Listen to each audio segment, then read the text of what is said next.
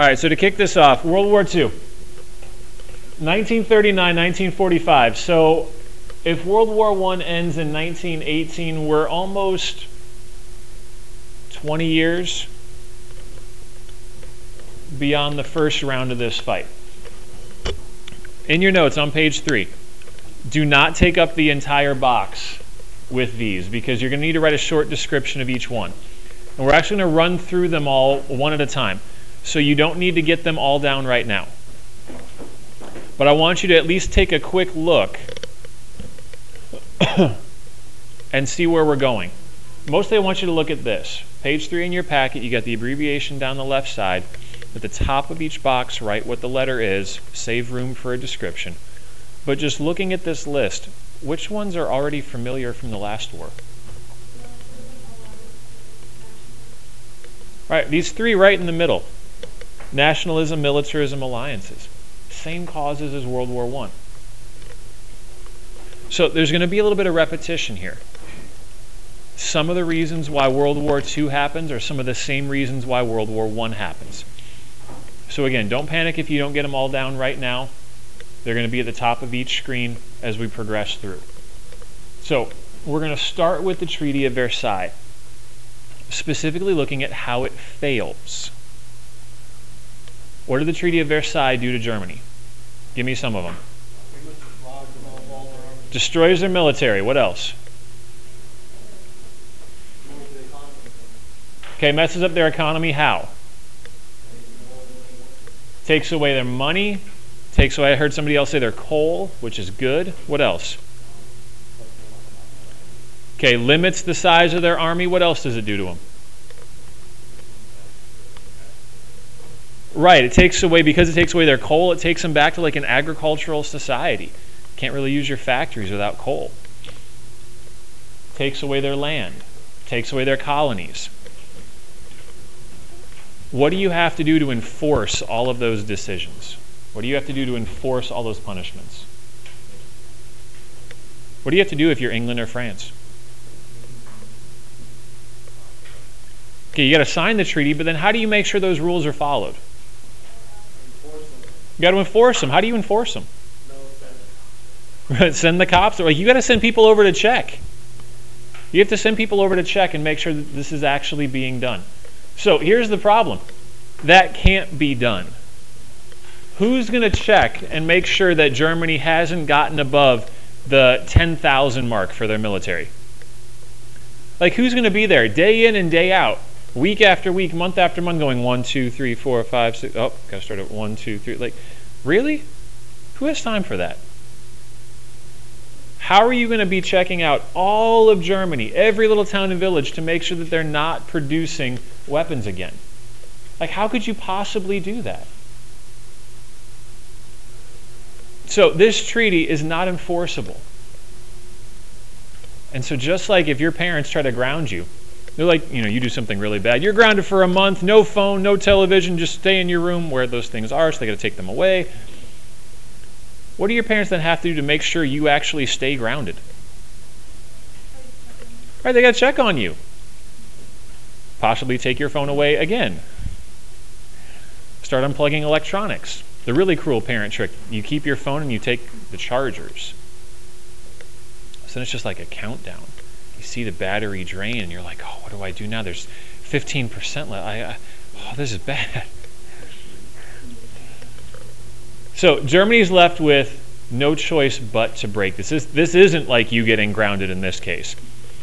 When they've stripped away their military, their economy, and their land, Germany feels like we have no choice but to try to fight back. What are Germany and France supposed to do if Germany tries to fight back?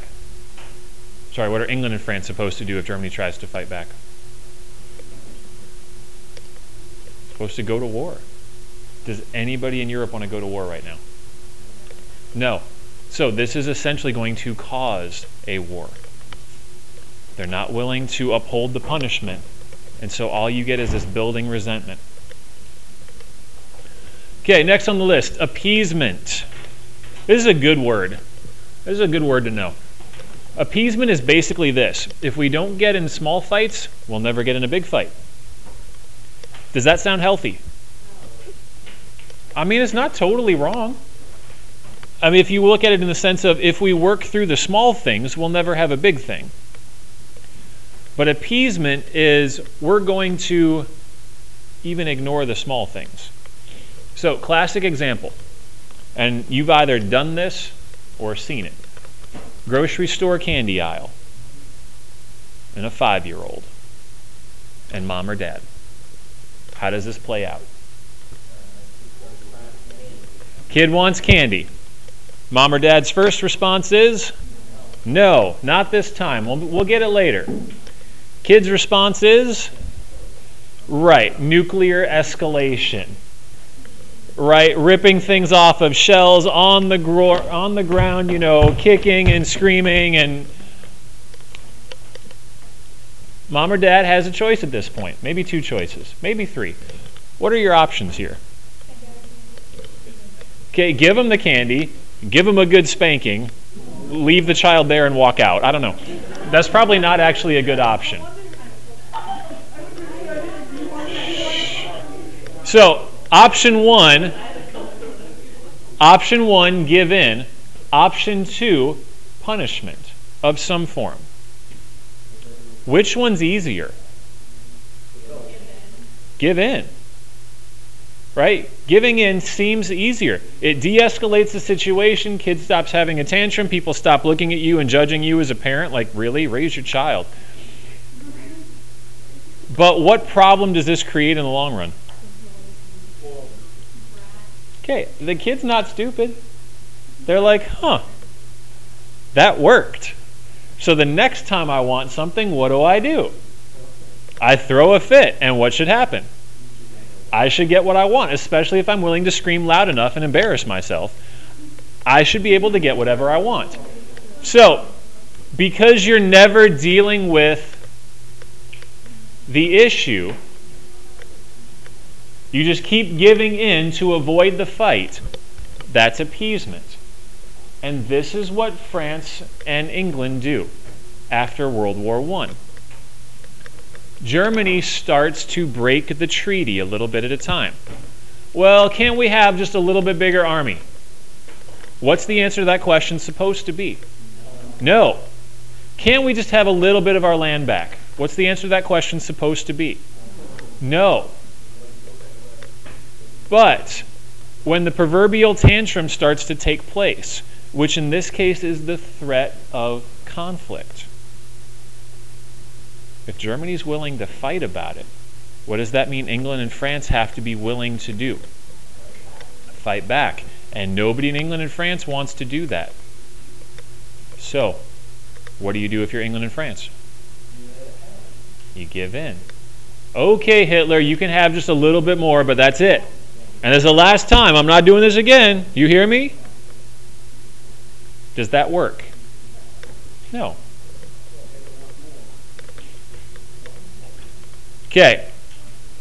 Nationalism. You already know this one. By this point, you should have the definition down cold. What's the definition of nationalism? My country's better than your country. It's not just pride in, it's not just patriotism, it's my country is better than your country. So here's some examples.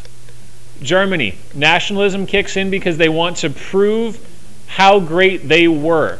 How many countries did Germany fight at the same time in World War I? 5. England, France, and who else? The U.S., Italy, and Russia. 5-on-1, they almost pull it off. Do you think Germany's justified in feeling great? 5-on-1 and we almost win? They want to prove to everyone else how great they are. They want to prove their greatness again. Italy. When was the last time Italy was a big deal? Rome. And there was something that came after Rome when Italy was a big deal. The Renaissance. The Renaissance was roughly 600 years before this point. Rome was another, I don't know, ballpark it, 1,000 years before the Renaissance. Italy's had a little bit of a dry spell. It's been a while since Italy's been a big deal. They want to prove how great they are. They want to restore the greatness of their country. Japan. Japan's been the little brother to China for most of its existence. But now that they've industrialized, thanks to which country showing up and making them trade? The U.S. Japan now is realizing it's stronger, and they want to establish their dominance in Asia, build an empire.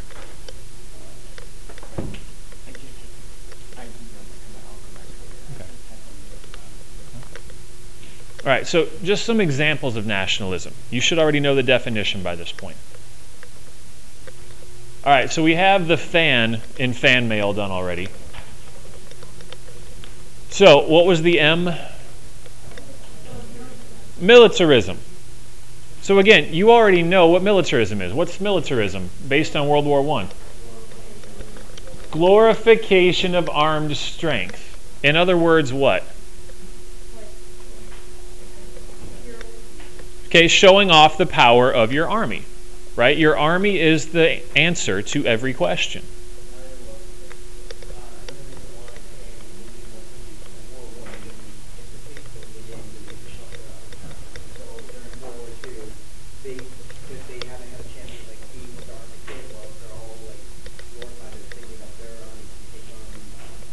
Right, yeah, Japan is now going to have the chance to compete with the rest of Europe. Good.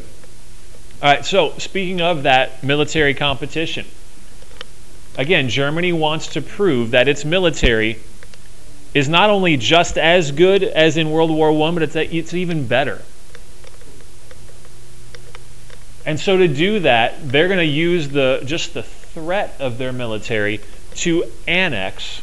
You know what annex means? Just simply take. I'm bigger than you, I'm stronger than you, and there's nothing you can do about it, so I'm just going to take this. Thank you, by the way. Appreciate that. Right? It's not like we fight about it. I just take it, and there's not even any point in a conflict. So Germany just begins to take, annex, some of the territory that was taken away from it at the end of the First War. Mm-hmm. Right. Well, an annexation, right. Sometimes they want to be taken over. So Austria, Czechoslovakia. Right. They actually want to get reunited in some ways. Italy. See how well you remember the story. What was the one country in Africa that kept its independence? Ethiopia. Who was the one country that tried to take over Ethiopia? Italy. Who was the one country that Ethiopia swindled into giving it a whole bunch of modern weapons? Italy. And France and Russia. Italy was the one country that actually tried to go and fight, and Italy got their butt kicked. So, fast forward 100 years, countries hold long grudges. Italy now gets its revenge on Ethiopia. They go in and they conquer Ethiopia during the beginning of World War II. But again, it's that same desire to show the supremacy of their military. And Japan is going to take over Korea, China, Manchuria, which is that part of southeast Russia, when Japan and Russia got in it. Right, and then they're just going to go berserk and start taking over everything in the Pacific. So again, just examples of this idea of trying to prove your greatness through your military. All right, alliances. One of the alliances has the same name and the same members from World War I. The Allies is still Great Britain and France. And the United States, eventually. And Russia, eventually. Right. Now, the new alliance is the Axis, which is Germany. Now, Germany in World War I is part of the Central Powers. Germany in World War II is the Axis. Germany once again has Italy on its side at the beginning. Italy will once again switch sides. And Japan forms the third member of the Axis powers. So a lot of distance between them, but the same sort of goal. Japan was going to conquer Asia and the Pacific. Germany was going to conquer Europe and the Atlantic, and we'd figure out all the rest later.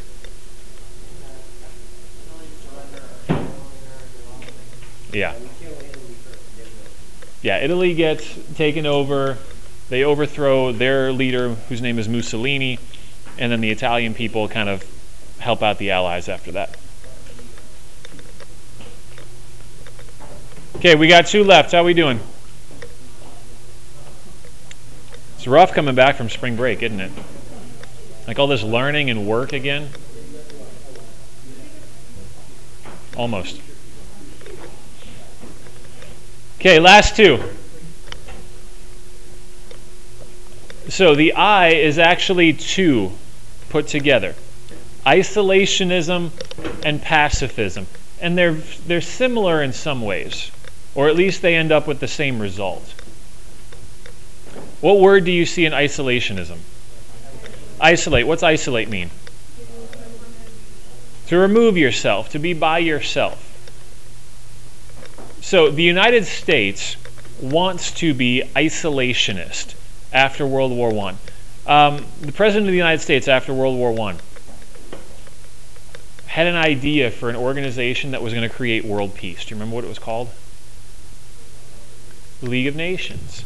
And he brings that idea back. Woodrow Wilson brings the idea of the League of Nations back to Congress. And you remember what Congress said? No. Not getting involved with this at all. We don't want to be involved with Europe's drama.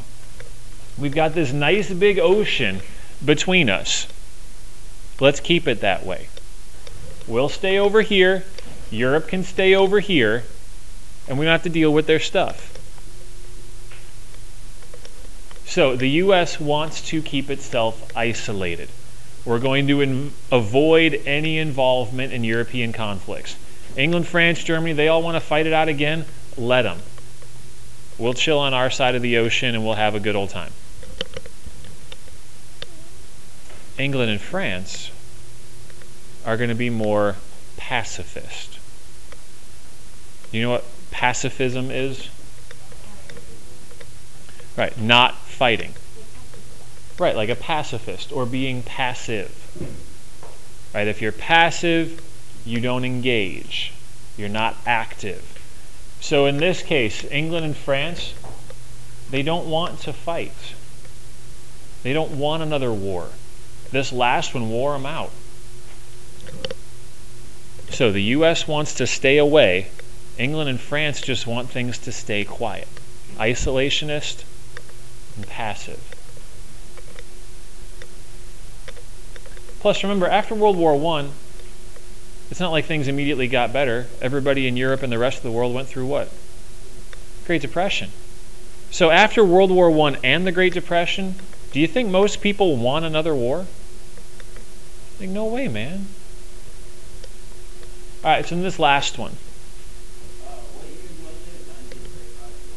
39 to 45. 1939 to 1945 is World War II. Last one. League of Nations. What was the League of Nations designed to do? Create peace. It was a place where people could come and talk through their problems, their disagreements. What we find out is there's a small problem with that. So Japan actually was part of what made people realize this. Japan starts taking places over in Asia, starting wars. What's the League of Nations supposed to do? Stop it. So they call Japan in. It's like getting called into the principal's office. They're like, Japan, you got to stop this. You are not allowed to do this anymore. You cannot take over any more places. Japan gets a little mouthy. Like, you gonna make me? The League of Nations is like, yeah, we're gonna make you. How? How do you make a country stop fighting a war? You crush them. Well, I mean, what does that take? A military. The League of Nations doesn't have its own military. So, how do you stop a country that's trying to go to war from going to war? You say pretty please. You say, don't make me raise my voice. I will pull this car. I don't know, that one doesn't really work. How do you do it? You don't. And so this is where the League of Nations is revealed to be pretty ineffective. They can't stop the war from happening. They can't stop any war from happening. And so as Germany under Hitler starts to get a little bit more aggressive, The League of Nations is yelling at him like, Hitler, you can't do that. Hitler, Hitler, don't touch that. Hitler, put the gun down. Hitler, Hitler.